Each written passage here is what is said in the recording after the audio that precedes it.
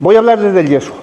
Para centrarnos, viene de la palabra gypsum en latín, pero los árabes le ponen la palabra aljez, que por cierto me ha llevado una sorpresa porque parece ser que aquí es como se conoce al yeso y por tanto un aljezar es un yesar, a fin de cuentas. Si hablamos geológicamente qué es el yeso es una roca sedimentaria evaporítica, es decir, se necesita la evaporación para que se llegue a formar el yeso. Y en la anterior diapositiva he puesto ahí dos lagunas yesosas, como son las de Mota del Cuervo. Si nos centramos aquí en la laguna de Urbanos, todas esas manchas blanquinosas de alrededor nos reflejan lo que en su momento, hace millones de años, debió ser un ecosistema lagunar y formándose yeso. Pero la toponimia nos dice muchísimo, sobre todo del agua. Nos pensamos que es una zona seca, pues no es tanto, al menos por la toponimia. Fíjense la relación en ese pequeño cuadro que no abarca ni a lo mejor el 40% del término municipal. Las Navas, la laguna, río de las lagunas, manantial de Paleros, fuente del Canal, fuente de San Bartolomé, el Fontarrón, pozo de Urbanos, pozo... De eso en cuenta la cantidad de toponimia tan interesante de las lagunas, que tienen que ver con el yeso. El yeso, aunque les parezca mentira, es objeto muy estudiado desde la NASA. ¿Por qué? Porque en Marte se descubrió una roca que es la jarosita, que es un pariente de nuestro yeso. Dio la casualidad que se descubrió en el Jaroso y por eso lleva el nombre de jarosita, pero estoy seguro que si esos científicos hubiesen caído para aquí, a lo mejor tendríamos el mineral llamado torrejoncillita. Lo que pasa que dio la casualidad que allí se adelantaron en Almería. El yeso se conoce mucho más de lo que nos pensamos. Parece ser testimonios del menos 6.600 y del 5.600 de dos poblados de Encatal, Koyuk, hay en Turquía, donde toda la estructura es yeso. Y parece ser que las pirámides, la forma de rejuntar esos grandes bloques de piedra es también con yeso. ¿Abunda mucho? Pues hombre, aquí en nuestro alrededor sí, pero vamos a centrarnos en el contexto nacional. Todo lo que ven ahí de color amarillo y de color naranja, eso es yeso. Son tierras yesosas, es decir, prácticamente, ¿qué decimos? ¿El 50% de la península? Si nos quedamos en Cuenca, seguimos con los colores amarillos, des en cuenta la cantidad, prácticamente la Alcarria y prácticamente la Mancha, es todo yeso. Pero es que resulta que también en estas manchas de aquí de color violeta también hay yesos en el Triásico. Quiere decirse que prácticamente no hay un kilómetro de Cuenca que no encuentres yesos. Y el yeso es un material de construcción tradicional. Y cuando yo digo patrimonio me voy a referir a este tipo de construcciones rústicas que tantas aparecen por aquí en el término. Bueno, ese tipo de construcción, que está relacionada con la ganadería, tiene muchísimos nombres. Cucos, ventorros, chozos, bombos, y últimamente me han dicho uno, que por cierto se me ha olvidado, ¿quién me ha dicho esta mañana? Torruco en... Gracias, Lorenzo, perdóname. En Teruel. Y podríamos seguir investigando, porque habría muchísimo que decir ahí. Bueno, pues eso lo conocen ustedes, esa diapositiva de aquí abajo, es un chozo o un torruco, ¿no? Y un corral circular, todo eso fabricado en yeso. Está en Palomares del Campo, en el paraje El Gredal. Esto ya lo conocen ustedes mucho más, ¿no? Por cierto, el paraje le llaman el Torrejón, pero ese sitio, ese aprisco, tendrá un nombre especial. ¿Alguien me dice cuál es, si lo saben? Es la casilla de Cuchilleja. Casilla de Cuchilleja. También conocida como casilla de Soria. Debieron ser sus constructores, ¿no? Sobre todo casilla de Cuchilleja. Bien. Lo de Soria no sé por qué había ya una casilla que se llama casilla de Soria. Pues este patrimonio que muchas veces pasamos por al lado de él y nos pasa desapercibido, yo creo que hay que fijarse un poquito más para descubrir qué cosas puede Torrejoncillo ofrecer al mundo, porque estudiando esto probablemente tenga mucho que ofrecer. Bueno, hay poblados, en este caso despoblados, ahí tienen el despoblado de las lagunas, donde todo es yeso. Paredes, cimientos, incluso estructuras complicadas como son tiros de escalera, como son techos, todo está hecho a base de yeso. Y esta es la palabra que a mí me ha traído de cabeza. El yeso es un material estructural. Me voy a explicar. Este edificio está hecho de hormigón y el hormigón se sabe que es estructural. Se pueden hacer estructuras. Al menos si se le pone hierro o simplemente per se puede hacer un muro sin estar armado. Eso ya es estructural. Pero el yeso no es estructural. El yeso servirá para enfoscar, para dar esos últimos acabados. El caso de las pirámides de Egipto para juntar las piedras, pero ¿cómo se pueden hacer estructuras con yeso? Pues eso es lo que tenemos que ofrecer al mundo, es decir, el yeso estructural. Ahí tienen una bóveda hecha con yeso. No es muy grande, no es muy llamativa, pero es una bóveda hecha todo con yeso. Está en Palomares, en el Vado de los Quintanares, ya muy próximo al término municipal este. ¿Y cuál es el secreto? ¿Por qué el yeso es estructural? Ahí tienen una roca, conglomerado, según nos decían, el conglomerado tiene una matriz, tiene unos clastos y tiene un cemento. Pero es que el hecho de fabricar el yeso antiguo, eso que les van a pasar a ustedes, es un conglomerado donde todo es yeso. Esa es la diferencia con este conglomerado, que puede haber sílice, que puede haber arcilla, puede haber caliza. Porque cuando se hace el yeso tradicional, a la hora de cocerlo, hay partes que no se pueden cocer y formarían esa matriz. ¿Me entienden? Y hay partes que cuecen perfectamente. Ese es el secreto del yeso tradicional. El yeso moderno no tiene nada que ver. ¿Por qué? Muy sencillo. Antiguamente lo que se hacía era cocer las piedras de yeso y luego después cocerlas en un horno, de los muchos que puede haber, y luego después machacarlas, molerlas. Y por esa razón, de esa forma, siempre quedarán pequeños granos, la granza, que no se ha cocido, que es todavía yeso sin cocer. Ese es el secreto. ¿Vale? En cambio, ahora, ¿cómo se hace el yeso moderno? El yeso moderno lo que se hace es moler todo el mineral y luego pasarlo por el horno. Y ahí no queda nada original. Todo se ha cocido perfectamente. Y entonces ya deja de ser ese conglomerado natural. Ahí tienen a la derecha algo muy estudiado, porque siempre llama la atención a los arquitectos, por qué las bóvedas nubias en Egipto se sostienen por ellas solas, no hace falta fimbras para construcción y son bioclimáticas 100%. Y la universidad lo estudia, y la NASA lo estudia. ¿Y por qué no estudian nuestros chozos?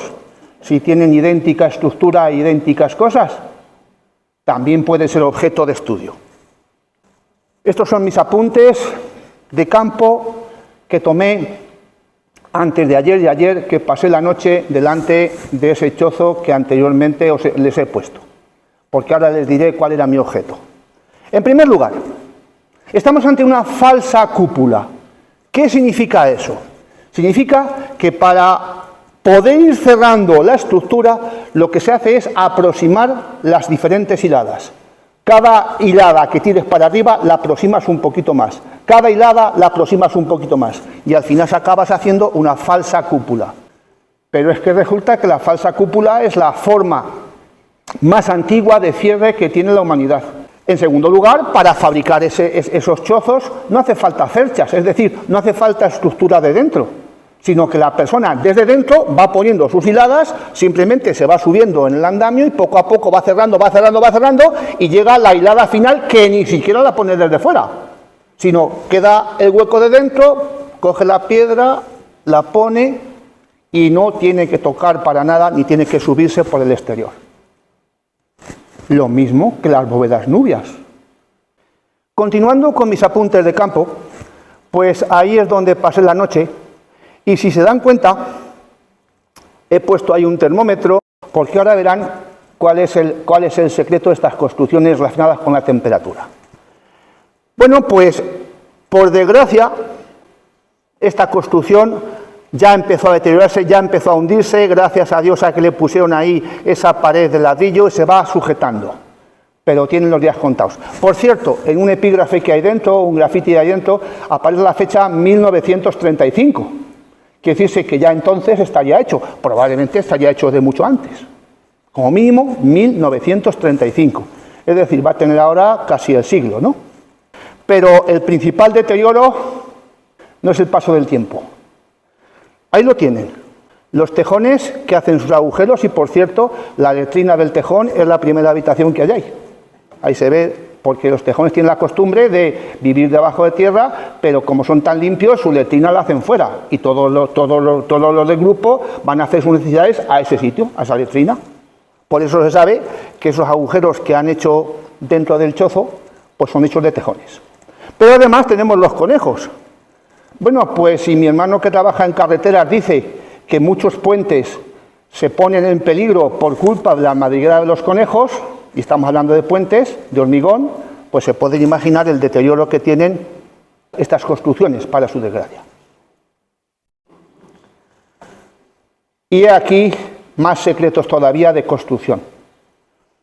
Si se dan cuenta, esta es la puerta principal, esta es la puerta secundaria, estos recintos se comunican todos, y ahí lo que tienen son tabiques que podían ser perfectamente los llamados arcos fajones.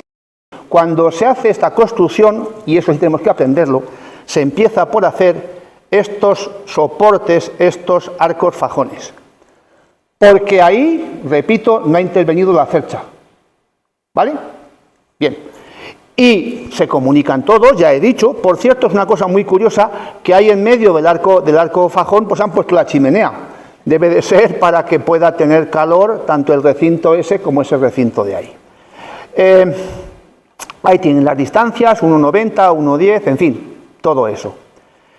Pero des en cuenta la forma que tiene. En realidad es un pentágono, lo que estamos hablando, pero las paredes no son verticales, y dudo yo de que haya sido eso porque se hayan ido de plomo. No, sino que simplemente ya se fabricaron con ese retranqueo. Todo eso favorecerá el poder sujetar y poder aguantar bien toda la techumbre. Por cierto, estamos hablando unos grosores de 40 centímetros. 40 centímetros arrojan muchísimo peso y sobre todo arrojan mucha fuerza horizontal, y si las paredes no tienen ese retranqueo, pues pueden parir, que se llama, pueden romperse. Bueno, ahí tienen lo que yo os he dicho, los deterioros de la entrada. Ese último recinto ya no tiene techo, está totalmente desplomado. La orientación es curioso porque el norte es esta esquina, es decir, norte-sur.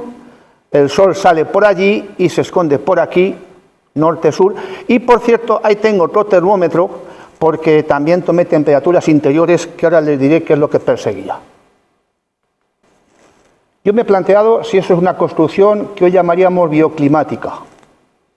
Las construcciones bioclimáticas lo que intentan es amortiguar los extremos del tiempo, es decir, en verano ser frescas y en invierno ser calientes.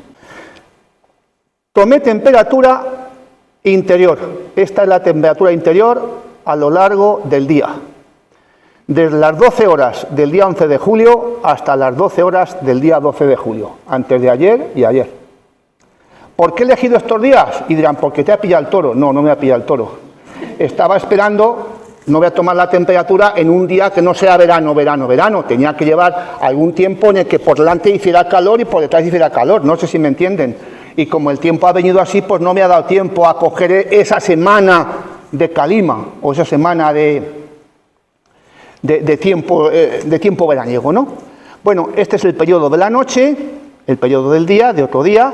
Decía, el azul representa la temperatura interior de ese recinto, donde la más baja puede estar a 26 grados, perdón, la más baja estaría aquí, estaría del orden de 22 grados, y la más alta estaría del orden de 27, es decir, la temperatura oscila entre 22 y 27 grados, dentro del recinto, sin puertas, conforme está.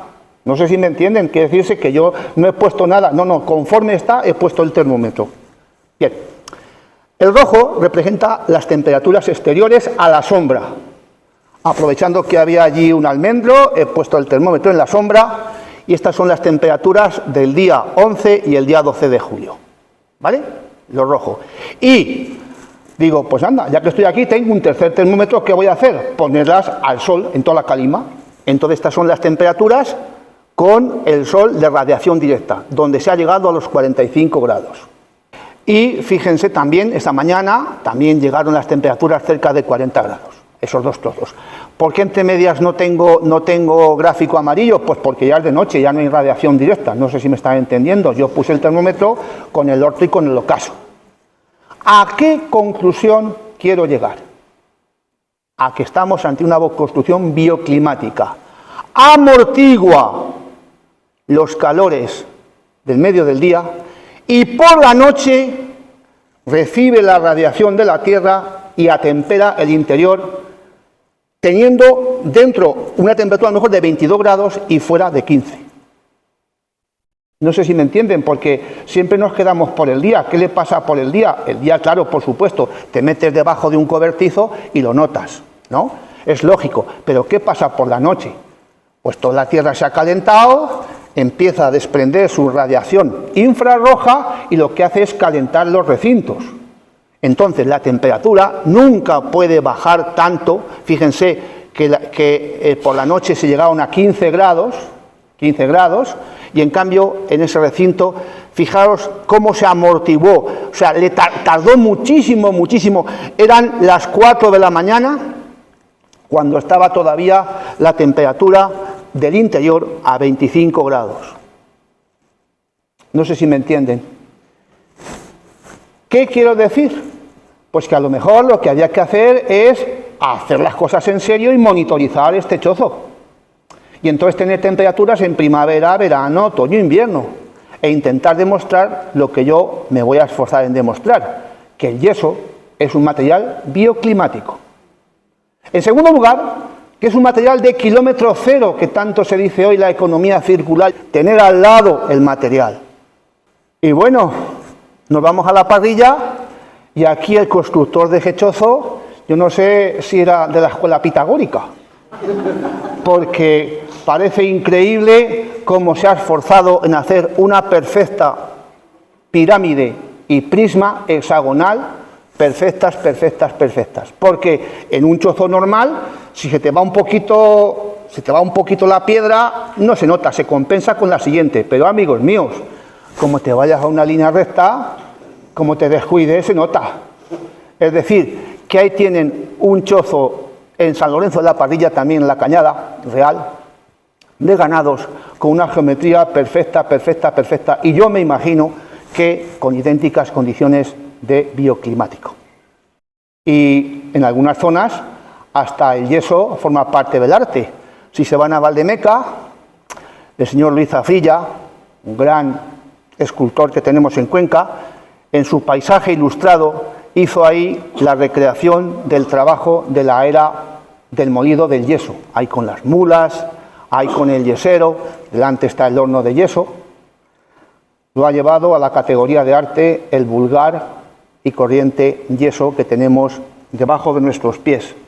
Y decirles otra cosa, mi intención el año pasado, ya hubo en la escuela de verano, se hizo un curso de verano sobre utilización de materiales tradicionales para rehabilitación de fachadas, sobre todo encarado a la parte antigua de Cuenca, porque se hacen edificios, se rehabilitan edificios, se ponen monocapas, se ponen diferentes materiales que a fin de cuentas no cumplen como cumple el yeso. Pensar que las fachadas de la parte antigua de Cuenca pueden tener ahora aproximadamente, pues ¿cuánto? Pueden tener 500 años, ¿no? Se van deteriorando como cualquier cosa, pero se ha intentado con monocapas, se ha intentado con cemento, se ha intentado con mortero de cal. Lo que funciona es el yeso. Y esa es nuestra pretensión el año pasado en ese curso de verano. Esa es nuestra pretensión en la ponencia que di en la Politécnica a los nuevos arquitectos, y esa va a ser nuestra intención este mes de septiembre, ¿Y qué es lo que voy a hacer para este mes de septiembre? Bueno, pues ahí me entienden, porque también de vez en cuando me gusta hacer teatrillo. Ahí me entienden en Valeria, con mi horno y cociendo yeso en las jornadas de Valeria. Bueno, pues con ese horno y cogiendo yeso de diferentes sitios, de diferentes yacimientos de aquí de Cuenca, lo que pretendo es fabricar yeso tradicional, servirlo a la universidad para estudiar muchas cosas, entre ellas la dureza, la consistencia, todas las pruebas técnicas de cualquier material. Y eso será lo que vamos a presentar este mes de septiembre en las siguientes jornadas de rehabilitación.